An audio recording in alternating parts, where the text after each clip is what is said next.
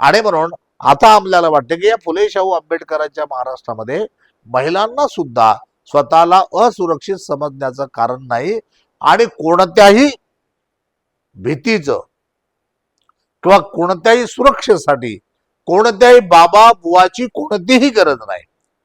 आपल्या देशातले महाराष्ट्रातले कायदे सक्षम आहे, आपल्याकडे संविधान आहे, ते सक्षम आहे आणि म्हणून त्याच्या आधाराने पुढे आपण गेलं पाहिजे. या बाबा बुवांच्या आधाराने बिलकुल जाता कामा नये.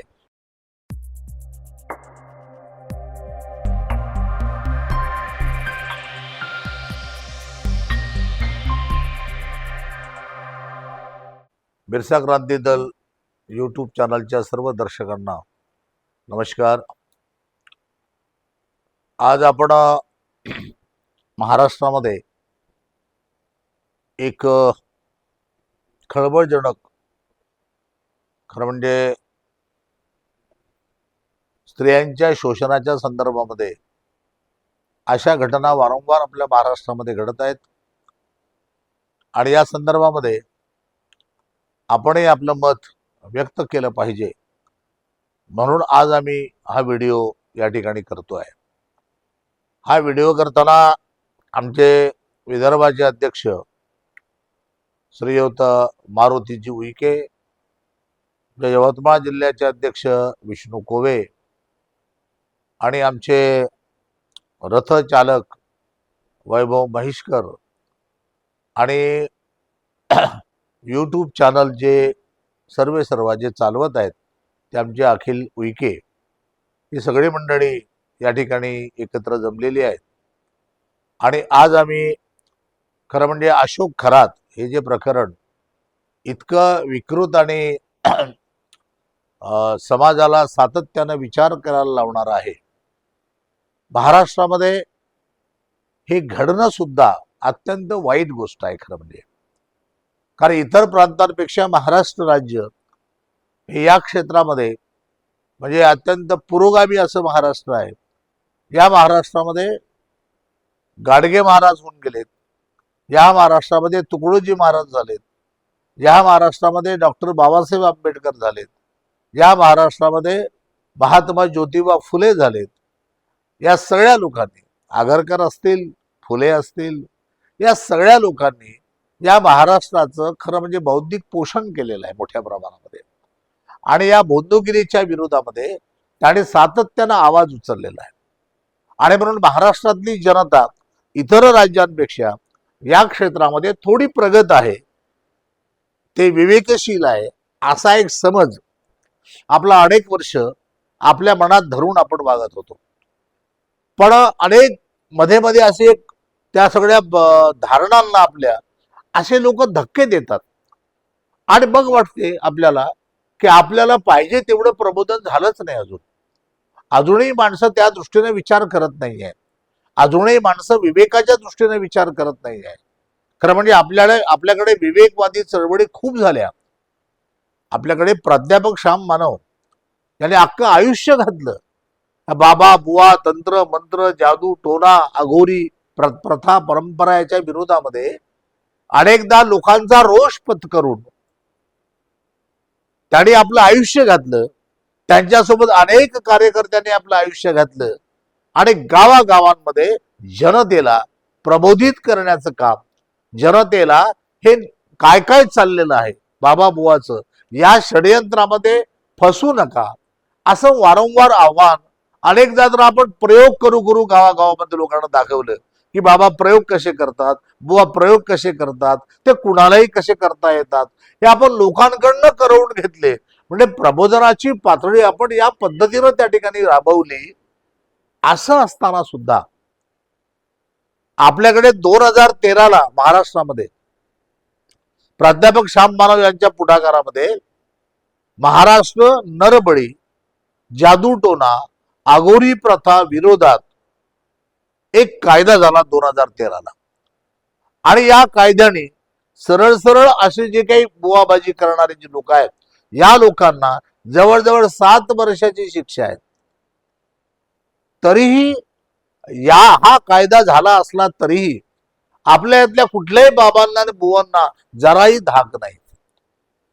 खरं म्हणजे हा कायदा झाल्यानंतर ते तत्कालीन महाराष्ट्र गव्हर्नमेंटने इथे एक या कायद्याच्या संदर्भामध्ये प्रचार प्रसार समिती बनवली समाज कल्याण खात्याच्या अंतर्गत. त्याच्यामध्ये समाज कल्याण मंत्री त्याचे संयोजक आहेत आणि प्राध्यापक श्याम मानव सहसंयोजक आहेत त्यामध्ये. आणि या समितीने खरं म्हणजे महाराष्ट्रातल्या प्रत्येक जिल्ह्यातल्या पोलीस खात्यांचं प्रशिक्षण केलेलं आहे की हा कायदा कसा आहे, हा कुठे लागू होतो, कोण कोण बाबा बुवा कोणत्या पद्धतीनं लोकांना फसवतात, याचं सगळं प्रशिक्षण आपल्या पोलीस यंत्रणेला त्या काळामध्ये दिलं. पण एवढं सगळं करून सुद्धा अजूनही मात्र आपल्याकडे या पद्धतीची शोषण परंपरा थांबलेली नाही.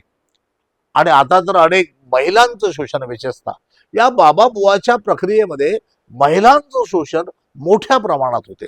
म्हणून आचार्य हत्तीनं नाटकच लिहिलं होतं, बुवा तिथे बाया. त्याचं नाटक होतं कारण बाया कशा फसल्या जातात आणि बायांसाठी वारंवार अनेक सावित्रीबाई फुलेंनी काय सांगितलं, अनेक महिला या महिलांसाठी सुद्धा झटलेल्या आहेत. पण महिलांना असं का वाटते मला कळत नाहीये, महिला या बाबांच्या जाळ्यामध्ये का अडकतात आणि बाबा महिलांनाच का अडकवतो. कारण मला असं वाटते की महिलांना हे प्रचंड असुरक्षितता वाटत असते प्रत्येक गोष्टीमध्ये. जो माणूस ज्या पद्धतीनं स्वतःला सुरक्षित समजतो तसं महिला समजत नाही. आणि मग ती महिलेच्या डोकामध्ये आपलं घर, आपला संसार, आपलं कुटुंब आणि याच्यावर काही आघात होईल का, माझ्यावर काही आघात होईल का, अशी साधारण भीती त्यांच्या मनामध्ये सतत असते. आणि या भीतीचा उपयोग नेमकेपणाने बाबा घेतात. बाबा एखाद्या स्त्रीला सांगितलं की भाई तू अमुक अमुक पूजा नाही केली तर तुझ्या कुटुंबावरती आघात होईल, तुझ्या नवऱ्यावरती आघात होईल, तुझ्या मुलांवरती काहीतरी वाईट प्रसंग येईल. हे सांगितल्याबरोबर ती महिला एकदम गर्भगळीत होते. आणि मग हाच बाबा त्यांना सांगतो याच्यावर उपाय पण आपल्याकडे आहे. आणि मग तो उपायाच्या नावाखाली अनेक गोष्टी त्या महिलेकडून करून घेतो. आणि म्हणून महिलांचं शोषण होत असते. आणि म्हणून आता आपल्याला वाटतं की या फुले शाहू आंबेडकरांच्या महाराष्ट्रामध्ये महिलांना सुद्धा स्वतःला असुरक्षित समजण्याचं कारण नाही आणि कोणत्याही भीतीचं किंवा कोणत्याही सुरक्षेसाठी कोणत्याही बाबा बुवाची कोणतीही गरज नाही. आपल्या देशातले महाराष्ट्रातले कायदे सक्षम आहे, आपल्याकडे संविधान आहे ते सक्षम आहे. आणि म्हणून त्याच्या आधाराने पुढे आपण केलं पाहिजे, या बाबा बुवांच्या आधाराने बिलकुल जाता कामा नये. कारण आतापर्यंत अनेक वर्ष झाली, आतापर्यंत अनेक घटना बाहेर आल्या आणि जेव्हा त्या आपण बाबाला पकडतो, पोलीस यंत्रणा बाबाला पकडते त्याच्या वाईट कृत्यांबद्दल, पकडल्याबरोबर त्याची शक्ती क्षीण होते. त्याच्या अगोदर त्याच्याकडे खूप दैवी शक्ती असते. अगोदर प्रचंड, आणि तो सांगतो अनेकांना माझ्याकडे प्रचंड दैवी शक्ती आहे, माझ्याकडे अमुक सिद्धी आहे, माझ्याकडे तमुक सिद्धी आहे, मी काहीही करू शकतो, असं तो म्हणत असतो, लोकांना फसवत असतो.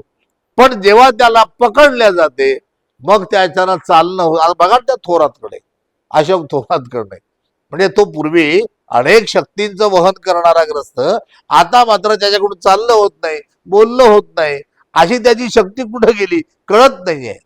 म्हणजे अशा ढोंगी लोकांच्या नादी आपण मुद्दाम लागू नये खरं म्हणजे. आणि असा जर कोणी म्हणाला तर त्याच ठिकाणी त्याला ताड करणे, त्याच्या मुस्कटात मारून लोकांसमोर आलं पाहिजे, लोकांना समजावून सांगितलं पाहिजे. असं एकंदरीत प्रक्रिया याच्या पुढे झाली पाहिजे. आणि मला असं वाटते की आता हे सरकार, या सरकारच्या काळामध्ये हे तर प्रकरण फार वाढलेले आहे, पण या सरकारच्या काळामध्ये जसं या काय म्हणजे हा कायदा जो आहे जादूटोणा विरोधी कायदा, याच्या संदर्भात जी प्रचार आणि प्रसार समिती बनवली, या समितीला खरं म्हणजे या सरकारने अधिक सक्रिय केलं पाहिजे. कारण मागच्या सरकारने त्यांना फंड दिला होता आणि तो फंड घेऊन श्याम मानवाने सगळी टीम महाराष्ट्रावर फिरली, गावागावात लोकांचं प्रबोधन करत होते, लोकांना जागृत करत होते. आणि हे करता करता या सरकारने थांबवून टाकलं.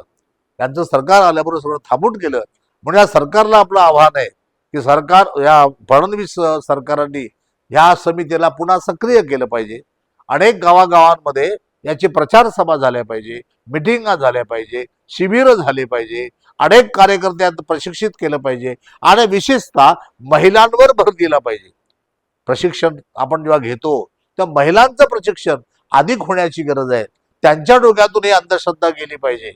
हे प्रकर्षानं या सरकारने करावं अशी आमची अपेक्षा आहे. खरं म्हणजे आता एक नवीन मुद्दा कोणीतरी त्या एका बाबानं काढला, त्या थोराच्या जातीचा मुद्दा काढला.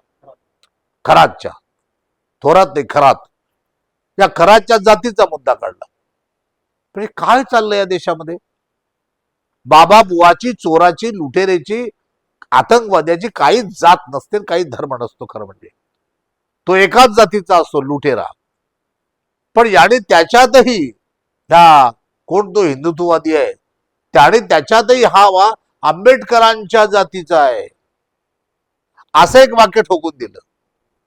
आणि म्हणजे आंबेडकरांच्या जातीच्या लोकांनी बाकीच्यांमध्ये भेद निर्माण व्हावा, भांडण तंटा निर्माण व्हावे, जातीय वैमनस्य निर्माण व्हावं, अशा पद्धतीची यंत्रणा, म्हणजे अत्यंत वाईट यंत्रणा इथे काम करते. आणि मला वाटलं, मला कधी बाळासाहेब आंबेडकरांनी घोषणाच केली की जाऊन त्याच्या जातीचा शोध घ्या म्हणून, आणि त्याने सांगितलं तो आमच्या जातीचा नाही बाबा, तो कोणाचा आहे ते बघा, तो असेल तर तुमचाच असेल. किमान आंबेडकरवादी एवढ्या खालच्या पातळीवर जाणार नाही. म्हणजे असं अनेक लोक बोलायला लागले आणि एवढ्या खालच्या पातळीवर याच्यापेक्षा नीच पातळीपर्यंत तुमच्यात लोक जातात, जे सनातन सनातन म्हणणारे आहे यांचेच जात आहेत. जरा सनातनाला दुरुस्त करण्याची गरज आहे खरं म्हणजे, इकडं तिकडं बोलण्यापेक्षा.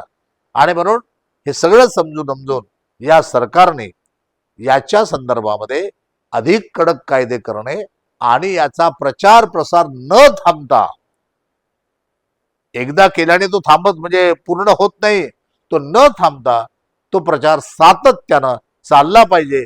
तर आपल्या महाराष्ट्रातली अंधश्रद्धा आणि अशा बाबा बुवांना वेळीच आपल्याला आवर घालता येईल.